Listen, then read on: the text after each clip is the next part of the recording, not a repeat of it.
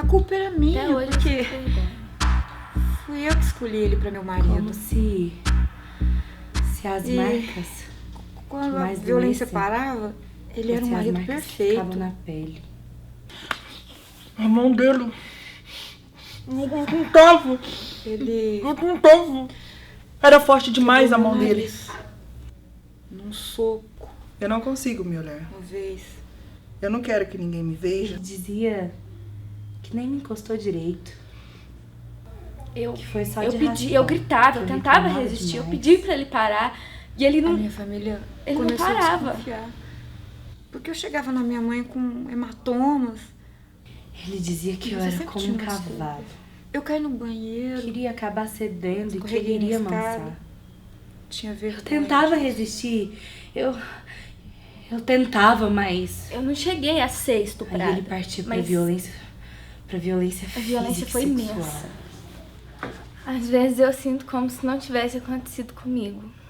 Eu acho que é um jeito de eu tentar lidar com isso. Eu sei que a culpa nunca é da vítima, mas até hoje eu fico pensando, eu fico brigando comigo, porque eu deixei chegar naquela situação, eu me coloquei naquela situação.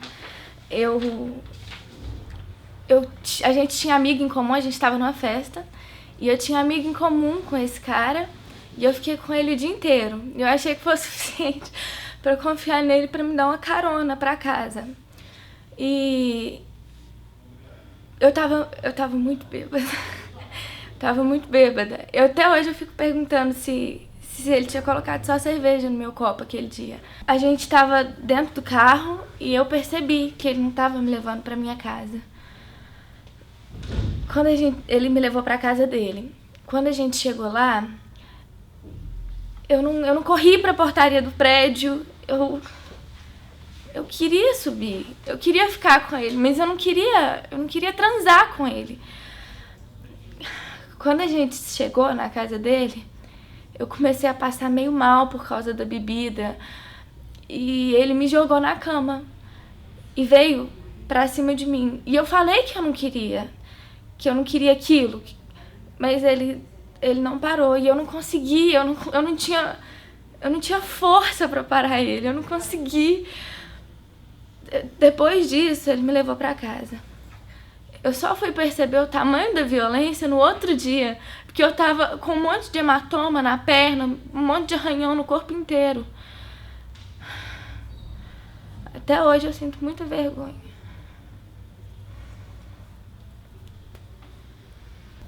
Quando eu cheguei, meu marido estava lá.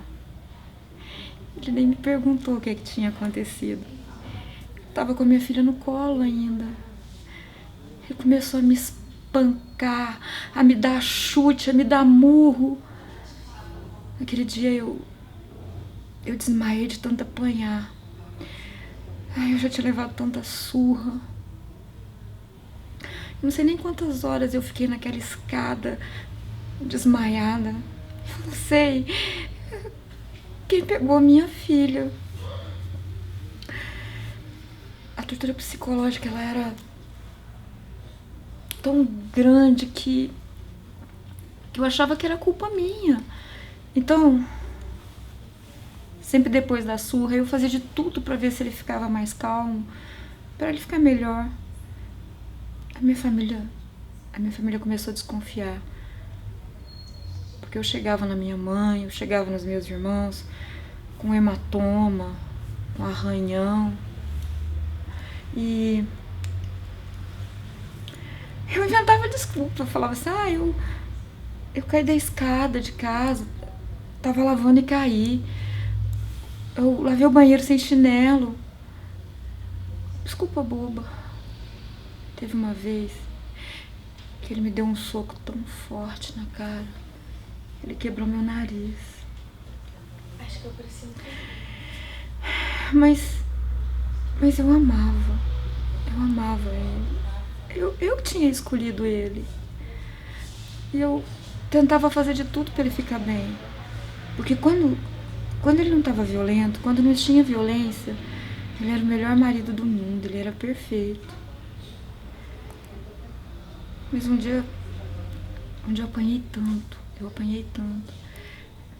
que quando ele saiu de casa, eu levantei e falei, agora eu vou numa delegacia de mulher, eu vou contar tudo. Eu fui numa delegacia. O policial que me atendeu disse que ia prender meu marido se eu transasse com ele. Eu saí daquela delegacia bem pior do que eu entrei. Ai, meu Deus, e se meu marido descobre que eu vim nessa delegacia? E vai me matar.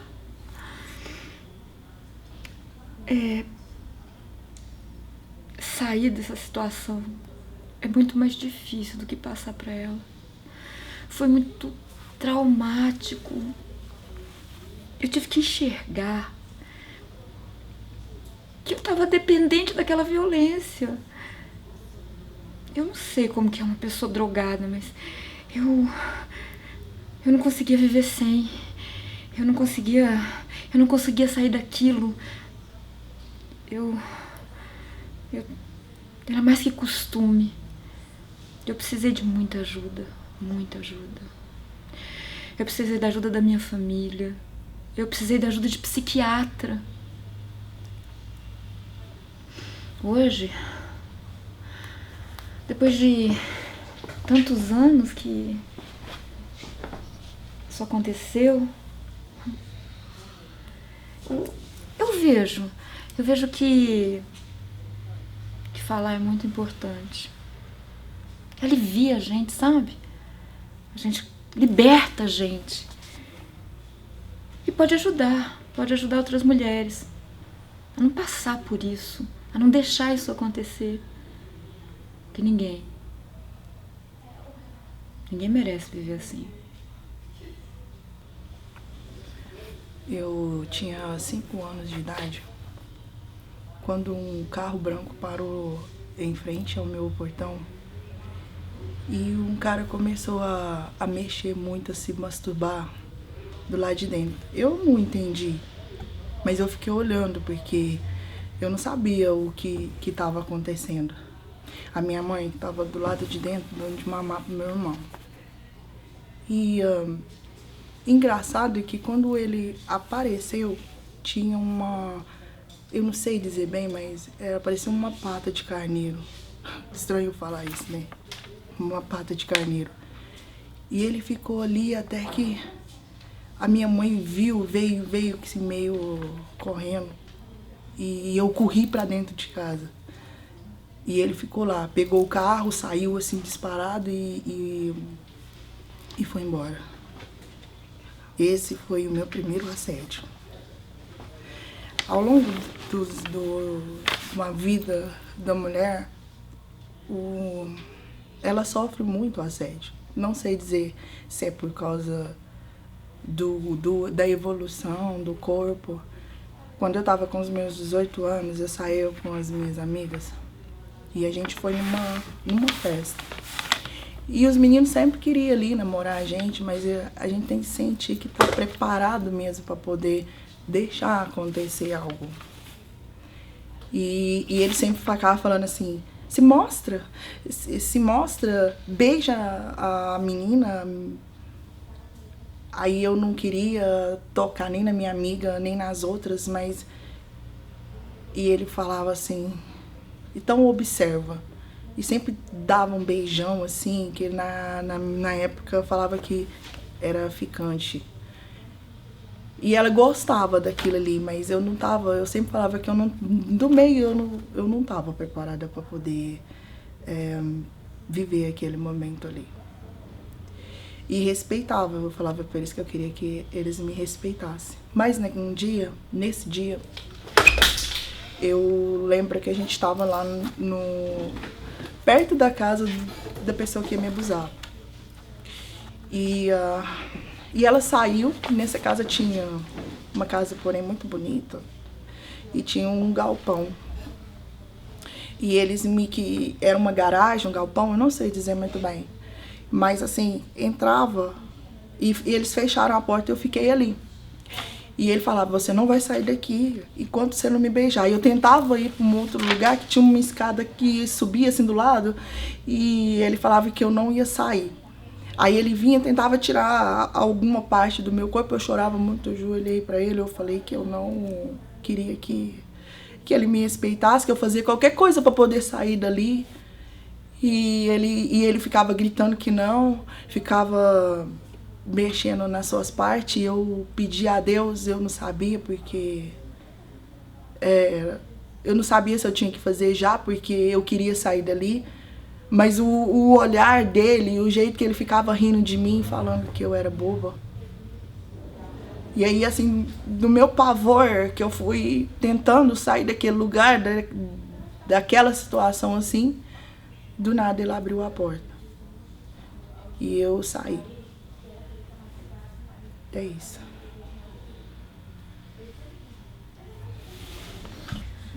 Já passou mais de um ano que tudo acabou. Mas acho que eu não consegui conviver completamente com isso ainda. Eu fui casada por 1 ano com uma pessoa que eu não sei se eu posso chamar de humano, porque ele gostava de me ver infeliz, sabe?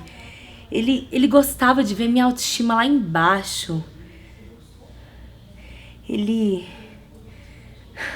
gostava de me menosprezar. Tudo que ele podia fazer para que eu me sentisse um nada, para que eu sentisse que eu fosse ninguém, ele fazia. Todo tipo de abuso, tudo para que ele pudesse ser superior e dominante em relação a mim, tudo que ele podia fazer. Acho que era divertido pra ele. Ele tentava me dominar o tempo inteiro. Mas eu tentava resistir, sabe? Eu lutava contra isso. Eu não queria que ele fizesse isso. Então, eu resistia, eu tentava, mas ele agia de forma violenta. Toda vez que eu tentava resistir, ele me batia. Ou ele usava violência sexual. Eu não queria, mas ele era mais forte que eu. Às vezes, ele dizia que eu era como um cavalo. Um cavalo que aos poucos ia acabar cedendo às vontades dele e que ele iria amansar. O ciúme dele era um ciúme doentio. Eu não podia fazer nada. Acho que eu não podia nem respirar direito. E ele me tratava com falta de amor. Ele até dizia para as pessoas que me amava, mas ele nunca foi amoroso. Ele nunca me amou de verdade. E ele não me deixava sair para procurar amor em outro lugar. Até o amor dos meus pais, ele não aceitava que eu tivesse. Ele me afastava deles. Eu não podia nem ligar para minha mãe. Foi aí que eu decidi me separar. Quando a gente se divorciou, eu pensei que eu tava livre. Só que ele me cercava, sabe? Ele não me deixava em paz. E as pessoas diziam que eu estava fazendo algo errado. Porque eu devia agradecer a ele tudo que ele fez por mim. Afinal de contas, ele me desejou. Ele me quis. E isso é uma coisa, diziam elas, que eu jamais encontraria em outro lugar. Eu tinha 8 anos de idade. E um vizinho amigo do meu pai me considerava muito mesmo, mas muito próximo da família dele. Ele sempre me deixava ir lá na casa dele brincar com os filhos dele. E me tratava assim com muito carinho. Nesse dia, a mulher dele foi à padaria e estava demorando. E como meu pai, sabe, ele sempre me colocava no colo, assim, brincava comigo, eu via ele fazendo isso com os meninos e eu ficava feliz porque ele me considerava muito. E nesse dia, ele começou a me tocar diferente. E eu não entendia, mas eu pensei que ele estava cuidando de mim. E até que, nesse tocar dele, ele tocou na minha vagina. E eu não sabia. E eu fiquei assim, nervosa e não sabia o que fazer. Eu queria sair dali, mas ele colocou a mão na minha boca E a outra ele ficava mexendo, se masturbando, mexendo no pênis. E ficou ali até terminar. Depois, eu só fiquei chorando. Eu só lembro que eu chorava muito. E ele, quando ele me soltou, eu saí correndo.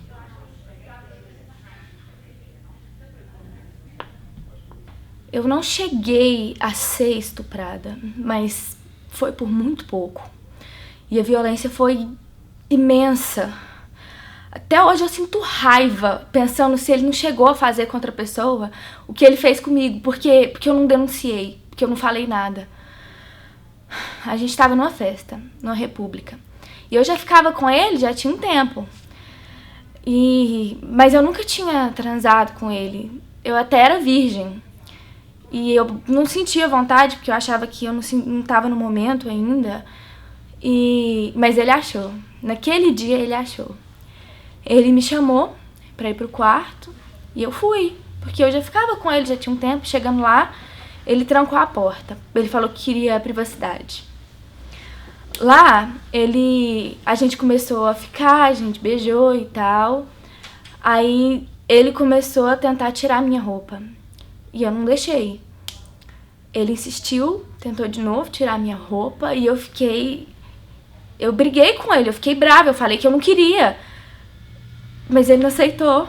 E ele veio pra cima de mim tentando tirar minha roupa à força.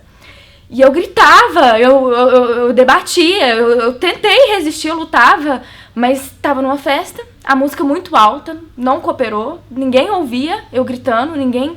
E ele ficou tentando. O dono do quarto, ele chegou e tentou entrar no quarto, mas a porta estava trancada. Como o quarto era dele, ele deu a volta para tentar entrar pela janela. Foi só assim pro cara parar. O cara parou, aí ele desistiu. E eu não denunciei, eu não fiz nada. Até hoje eu fico pensando se ele não voltou a fazer isso com outra pessoa. Nós éramos um casal desses que todo mundo achava perfeito, sabe? Um casal estiloso, descolado, que todo mundo dizia que era lindo de se ver. Mas ninguém sabia que por trás existia uma menina que todos os dias esquecia quem ela era. Nas mãos de alguém que fazia questão de dizer todos os dias que ela era uma estúpida, uma idiota, que ninguém a suportaria porque ela era doente, ela era chata, insuportável. Que se ela quisesse se sentir bonita, devia tirar uma foto dessas sensuais, sabe? Postar na internet pra ver se conseguia algum elogio. Um dia, no aniversário dele, do meu namorado, esse que as pessoas diziam que a gente era um casal lindo, a gente foi numa boate. E lá eu encontrei um amigo antigo, um amigo gay. E por algum motivo, meu namorado, que já tinha bebido demais, achou que eu tava dizendo pra ele que eu queria ficar com alguém, pra ele me ajudar a chegar em outro cara. E do nada, ele interrompeu a nossa conversa e me deu um soco na cara. Ali, no meio da boate, na frente dos amigos dele, de todas as pessoas que estavam ali.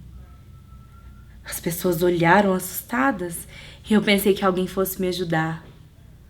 Mas depois elas só voltaram a curtir a noite. Elas tinham coisas mais importantes pra fazer naquele momento. Eu fiquei ali, chorando, sozinha e sem ter um pingo de força pra ir embora.